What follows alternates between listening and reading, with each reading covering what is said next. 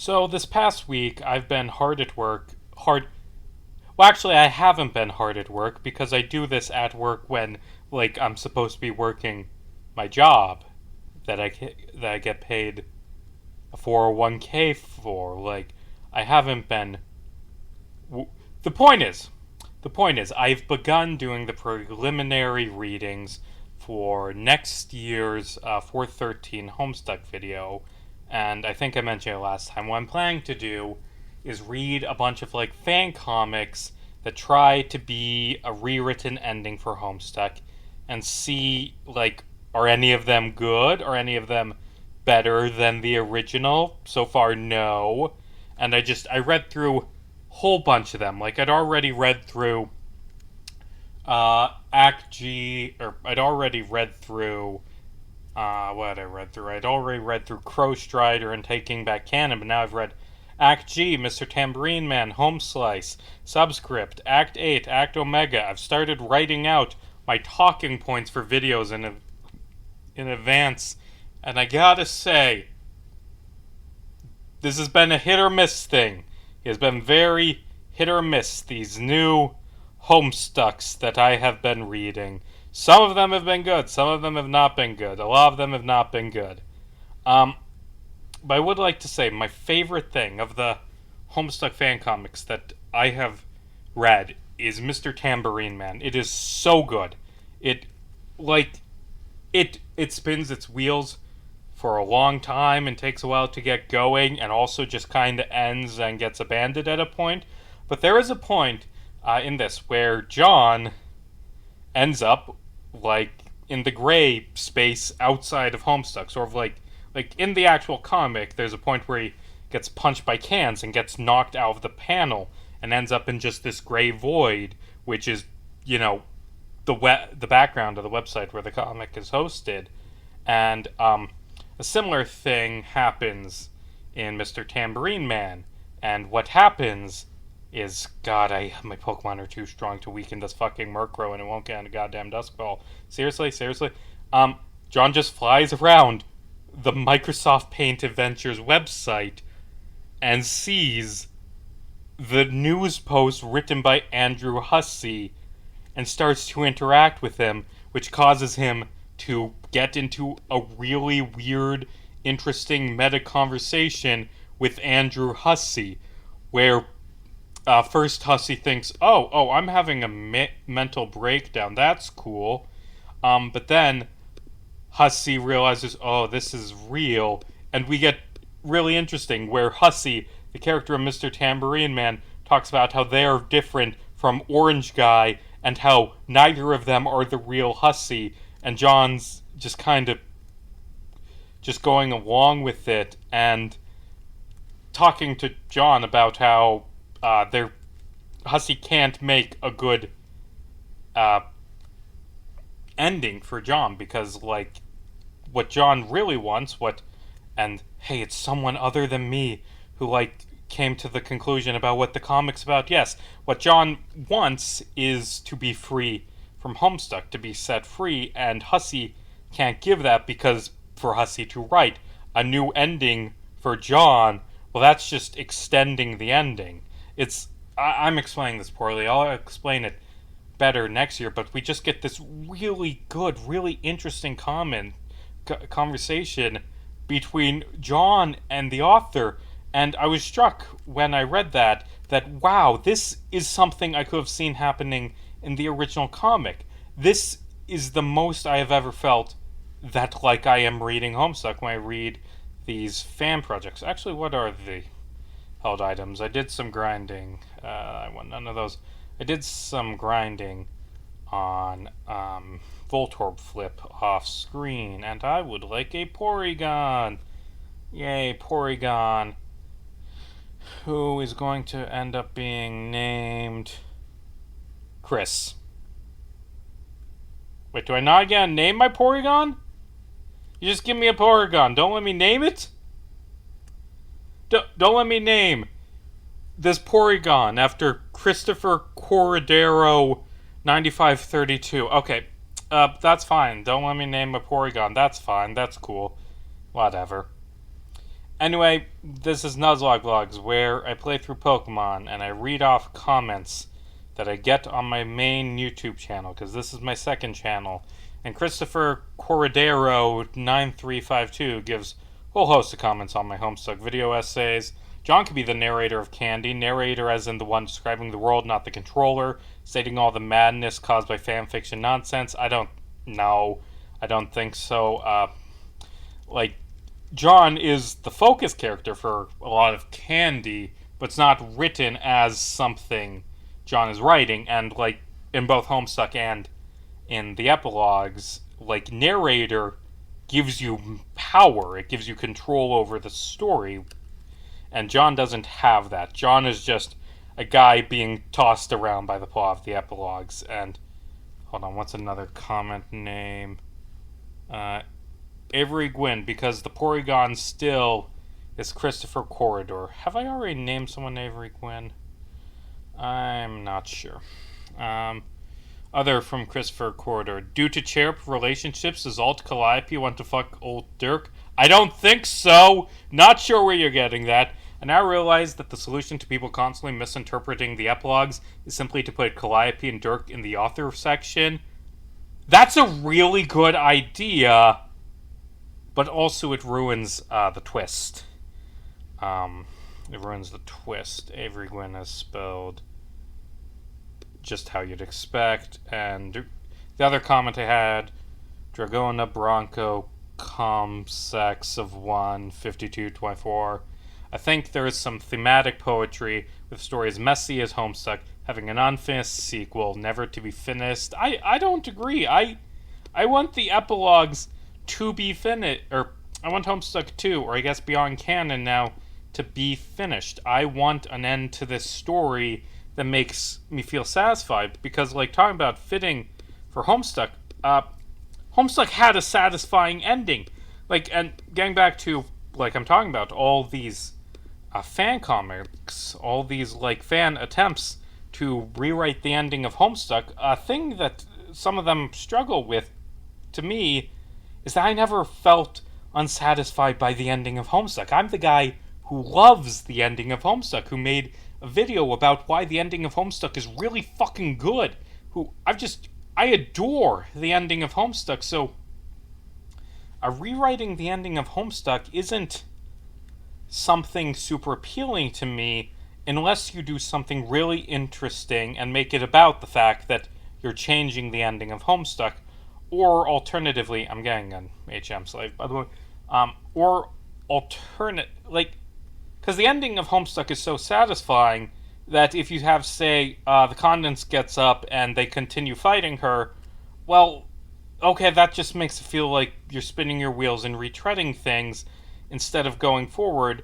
And we already had a good ending, and just extending it more, unless you can give a better ending, doesn't really appeal to me, you know?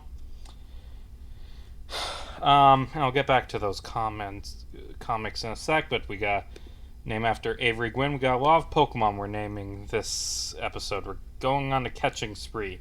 I think the reason Bro Strider isn't initially seen as abusive is because of the pacing of information given to the reader. Bro is introduced simply as Bro, thus implying him to be Dave's brother, in which case the severity of what he did is greatly lessened. He's just being a shitty older brother, nothing less. That's a fair point. Although it is, I'm pretty sure, in Act 2, fairly early established that Dave doesn't have parents. He lives with this strange fucking man who is ostensibly his brother. And there's this whole really good Tumblr post. I don't remember who it's by, where... do you have anything for me, random people? No. It's Randy saying. Where they analyze the fact that, like, why does Bro call himself Bro? Because of his, like, toxic masculinity bullshit, like, thinking he's, like, still a bachelor. Oh, I'm not a father. I am I'm like still a hot bachelor. I'm not a father of this small child.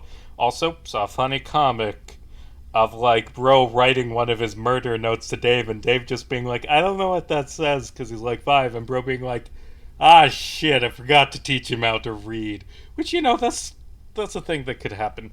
But anyway, yeah, it's um yeah, I do. It is based on the information given to the reader. The fact that Bro is abusive isn't originally clear and only becomes clearer in hindsight as we see how Dave's affected him. I think it becomes actually very clear at the time of Dave finding the sword and just like where. Well, I could not spell. It isn't spelled out completely. Oh, this man was abused, but it is gotten across. I can't actually get anything here. I I can't get anything here. I should have done this route before what Route 7 because this one only new Pokemon I could get is Murkrow, which I got on Route 7, but Vulpix, I could have also gotten a Vulpix or Houndour, which would have been a guaranteed encounter if I did this before Route 7. And Route 7, I mean, the grass you can skip by. But yeah, I think the main reason why, I mean, I guess a twist isn't the right word, but not revealed initially that Bro is abusive is because all of this is from all of this is from Dave's perspective, and he has a warped view on his living situation. He thinks it's completely normal and is confused as to why anyone would think differently, you know?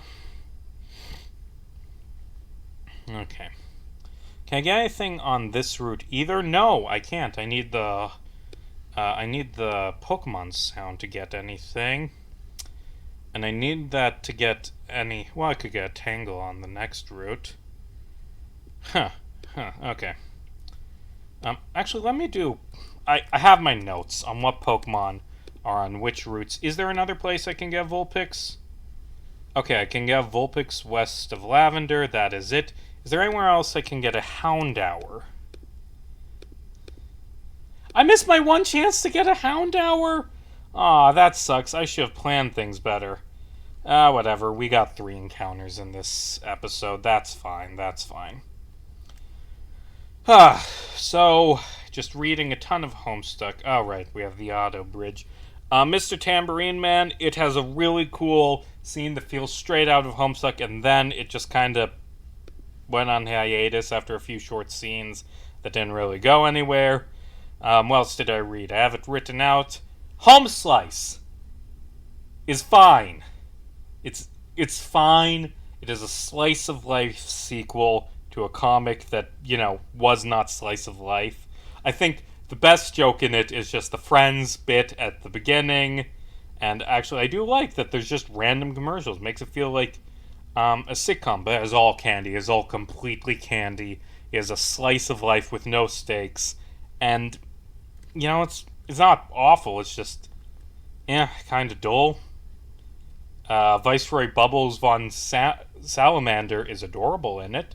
I'll give it that. But also, and this is a thing I saw in a few of the comics that I read through, is showing Terezi on Earthsea, and that is a thing that no, don't do that. Do not put Terezi on Earthsea. It is so vital to her character and to the ending of Homestuck that she leaves.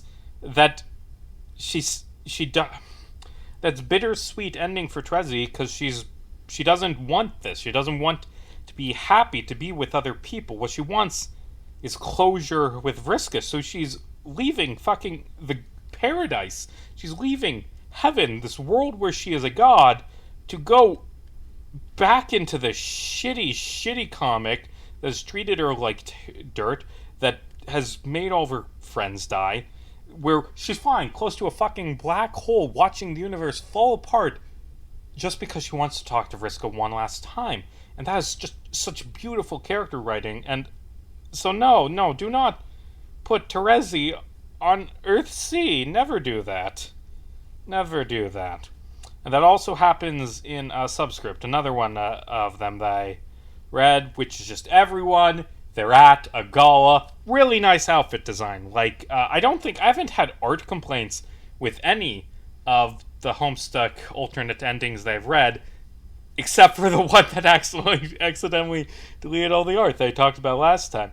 But art's been great for the most part in these. And Subscript, hey, has cool costumes for everyone. Doesn't really go anywhere, and it was just a moment that took me completely out of it. I'm like, no, this isn't fucking Homestuck. Um, that at this gala, like, Solix shows up and he's like, Karkat, you abandoned your duty to save the universe. We're still all fighting, and you're not here. And like, what the fuck? That's not fucking Solix. Like, Solix is his main personality trait in the back half of the comic and in all of the official continuations is that he's just completely checked out from this shit. He gave up. He's retired from this. Like, the best description of Solix I've ever heard is that Solix isn't a hero. He's their IT guy. And you know, I'm not saying it's a super moral thing to do, but at the end of Homestuck, Solix decides, you know what? I'm not really into all this. Well, it's much earlier. He just kind of fucks off after Cascade, and then he does it again. I'm putting you on speaker crap, where he's like, you know what, I'm just kind of done with all this. See you all around. I'm out.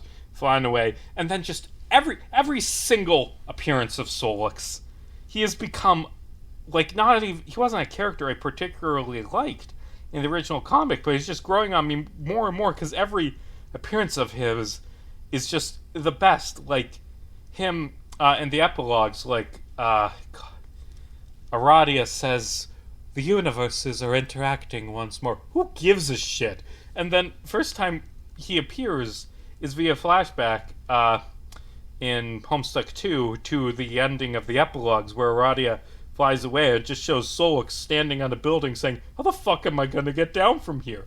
And then years later we see him, and he's just living in Roxy's basement. He plays Donkey Kong all day. He doesn't want to be this. He calls Karkat in the middle of the big dangerous war to ask him to order Uber Eats for him, because, like, it's not working for him because of the war and everyone trying to kill his friends. The group goes to the meteor base to get the big fucking plot point. More on that in a second. And Solix just sees it's them, sees it's not his fucking Uber Eats, so he closes the door on them. Yeah. Also, I probably need to play Hive Swap, because, that's becoming relevant now that we've got the Hive Swap portal, or at least one very similar to it, appearing in the epilogues. Ooh, this is going to get everyone to...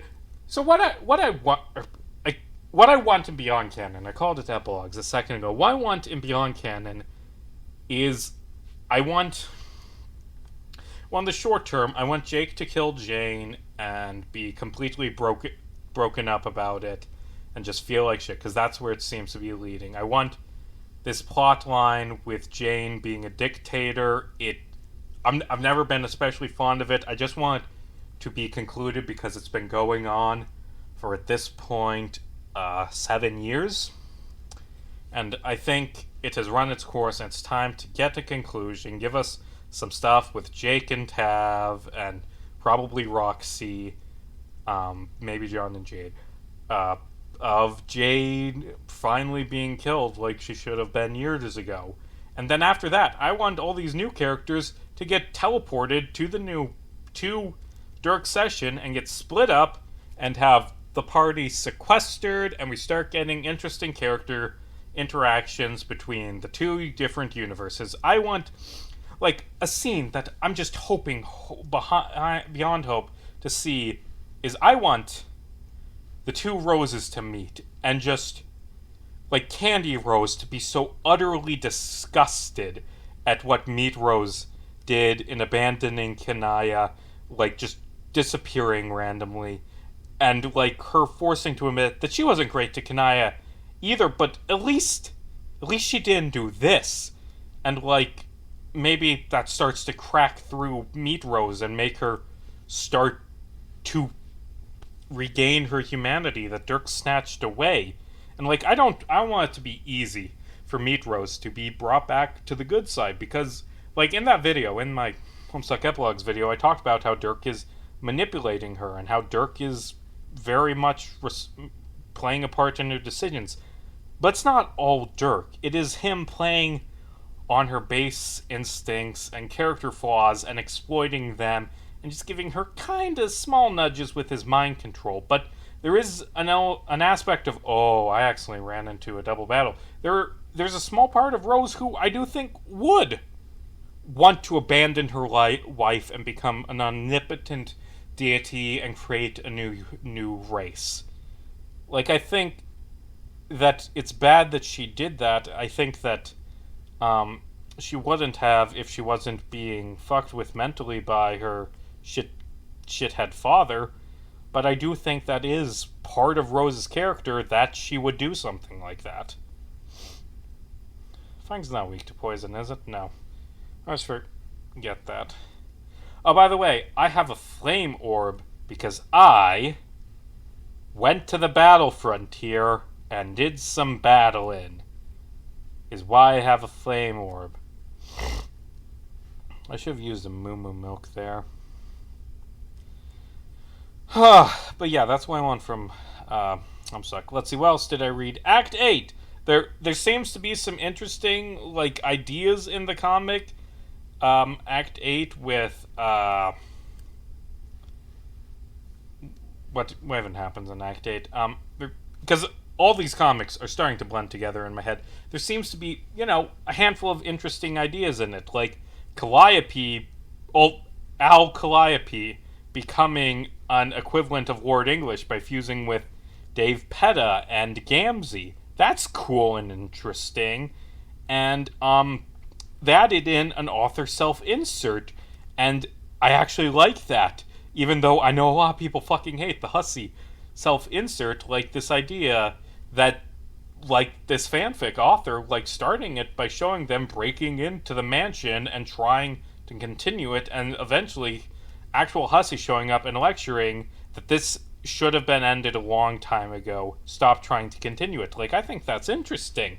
And it ended 3 years ago, even though it's only ostensibly halfway over, but hasn't been updated in 3 years, with a nice animation of them all fighting Echidna. And I talked last time about how I don't give a shit about World Quest, and I think the fandom puts too much weight on them as being a proxy for actual writing. But, that was a cool fight. It's nice to see the gang together playing music. So yeah, Act 8 I kind of liked more. And also, the downside is that it just goes on and spins its wheels forever with sort of repeats of the lily pad conversations, and it just drags on and on and on. But also, the author of Act 8 was very good at capturing the voice of a lot of Homestuck characters. There was an authentic Dave ramble, and you can't say that about every comic that I read this week. And I've started on Act Omega, but I haven't gone very far into it. That's what I've read. Also this week, I watched through the latest season of Smiling Friends, and it was fun and weird and wacky. And I finally watched the last 4 episodes of Columbo. And in order, there's Ashes to Ashes, which is a return to form. Just a great episode. Return to what Columbo used to be. Is his name Magoonin or Maguhan? Whatever. The killer in that's killer in a bunch of Columbo episodes, and he is great as always in Ashes to Ashes. Really liked the ending gotcha, which I won't spoil, but it's a very clever, well set up one. And then after that, I might be skipping one. I think there was definitely another one I watched. But there was one where there's Billy Connolly as the murderer and as a composer, and it would be a really good episode, except just in the middle of it, there's a fucking 10-minute long scene of Columbo driving slowly down the highway and annoying the killer, and it doesn't even amount to anything. And also the gotcha is really, really weak. And I watched Columbo Likes the Nightlife, the final episode of Columbo. It's an interesting episode because it's a modern CSI inspired editing style and more focus on forensics. Oh, that's the one I skipped. A Trace of Murder. And it actually does work, and Columbo's less stupid than he is in a lot of the old episodes. And the problem with the Columbo finale is that it ends with one of the weakest gotchas in the entire series, which is just such a bad note to end the show on, with just a weak defeat of a villain. And also, there is an episode called A Trace of Murder, which has such a good concept, where the killer is a forensic scientist who is working the case with Columbo. But also, just like every time Columbo sees a clue, he's like, "Oh, I can't believe I saw, so. Hey, audience at home, did you notice? There was a clue there that Columbo saw, and then at the end, it's just like the last 10 minutes is him recapping the case and explaining how he figured it out, and like, wow, that's just you." You really kneecap. This episode could have been like a great episode, but you just kneecapped it so hard at the end. And other thing, a lot of this is just me talking about fucking TV and movies and comics that I've consumed. This is the media consumption vlog, but no, I don't want Brian. Tonight I watched Citizen Kane, and I gotta say it was the Citizen Kane of movies. Get it? Because like it is literally Citizen Kane. I'll do this catch next week, so we have an encounter in next week because I don't feel like it. And you know what, Citizen Kane, it was all right. It was a definitely solid movie. None of the like, this editing technique and like way of filming, none of it was impressive. It was because everything in it has been replicated 1,000 times. But you know what? Orson Welles is a good actor, and he does do a good job of portraying just a tragic figure. And you know what? It was a decent movie. That's all I'll say about that movie. And next time, I'm gonna continue onward, and I'm gonna go down the... What the fuck? There's clones! Oh god, Fuchsia City is being overtaken by the clones. I need to leave town immediately so the clones don't catch me and like fucking clone me. That's why Kanto is like this, because there's just fucking cloning everywhere. And also, I didn't bring it up, and I don't think you managed to notice it, but I lost my save data after the last recording, and because of that I had to recatch the Pokemon, but I used Quick Balls by mistake. And anyway, the vlog's over.